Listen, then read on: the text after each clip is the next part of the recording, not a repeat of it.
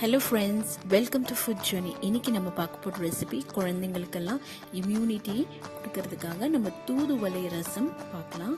வாங்க வீடியோக்குள்ளே போகலாம். இப்போது நம்ம மிக்ஸி ஜாரில் ஒரு பச்சை மிளகாய்,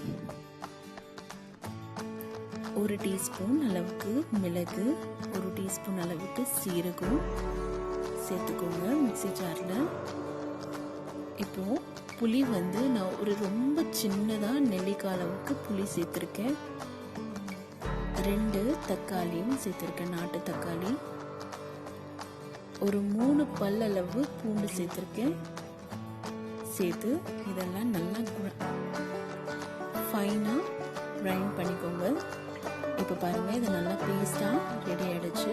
இது தண்ணி எடுத்து வச்சுக்கோங்க. ஒரு பேனில் 2 கப் அளவுக்கு தண்ணி எடுத்துக்கோங்க. தண்ணி எடுத்து நம்ம அரைச்சி வச்சுருக்க விழுது இதில் சேர்த்து நல்லா மிக்ஸ் பண்ணி தண்ணி எடுத்து வச்சுக்கோங்க. இன்னொரு பேனில் ஒரு 2 டீஸ்பூன் அளவுக்கு நெய் சேர்த்துக்கோங்க.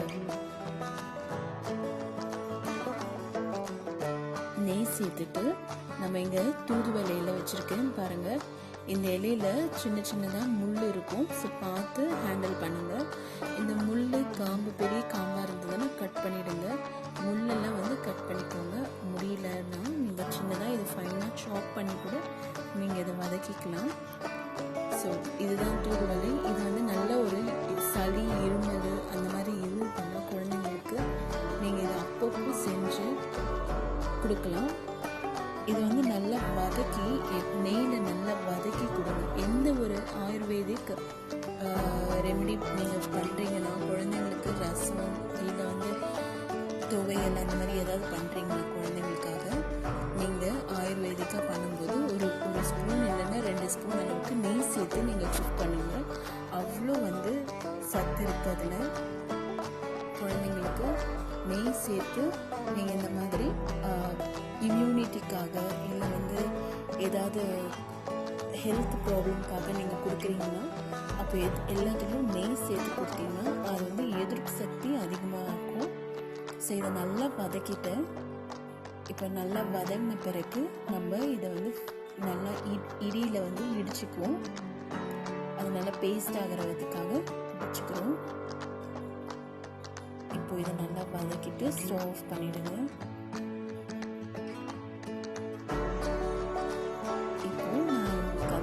இடிச்சுக்க போகிறேன்.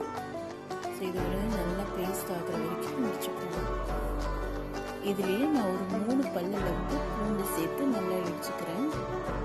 இப்போது அதே பேனில் நம்ம கலக்கி வச்சோம்னா புளியோட கரைசல் இதில் சேர்த்து இதை நல்லா கொதிக்க விடலாம். நல்லா கொதிக்கட்டும். இதுக்கு தேவையான அளவு நம்ம உப்பு சேர்த்துக்கலாம்.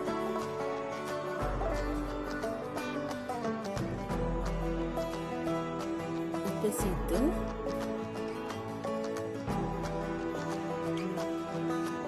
இதை பாருங்க, நல்லா கொதி வந்துருச்சு.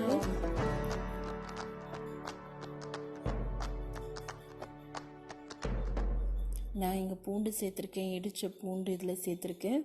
அப்புறம் நம்ம இடித்த தூதுவளை இலையும் இதில் சேர்த்துருக்கேன்.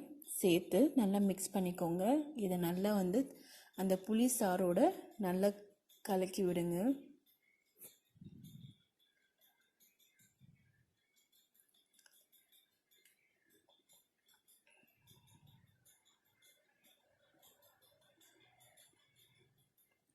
இப்போ இது நல்லா கொதி வருது. கொதி வரட்டும். நம்ம மஞ்சள் தூள் சேர்த்துட்டு மஞ்சள் தூள் சேர்த்துக்கோங்க. சேர்த்து ஒரு நல்ல கொதி வந்தோடனே நம்ம ஸ்டவ் ஆஃப் பண்ணிக்கலாம்.